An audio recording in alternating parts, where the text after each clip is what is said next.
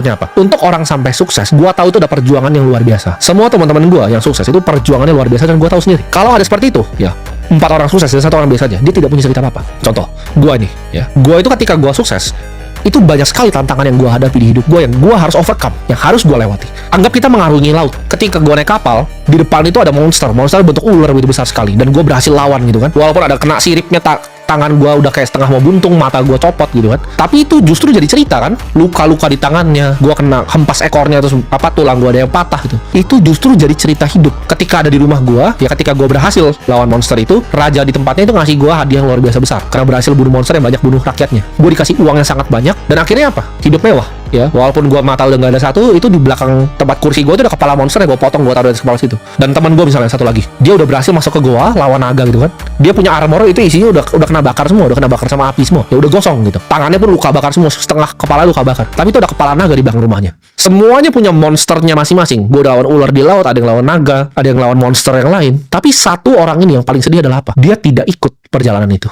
Semua yang lain tuh punya naganya masing-masing, semua punya monsternya masing-masing, tapi satu orang ini, dia orang yang cuma nggak ikut perjalanan itu. Dia tidak punya cerita apa, dia nggak bisa cerita, oh gue kena ekornya sebegini, atau gue tamenin apinya, walaupun ini gue tangannya kebakar semua, tapi akhirnya naganya kalah. Dia tidak punya cerita itu. Itu yang paling menyedihkan. Dan di akhir hidupnya, ketika dia sudah mau mati, dia tidak punya cerita seperti itu. Itu yang gue bilang, orang miskin tuh pasti sedih.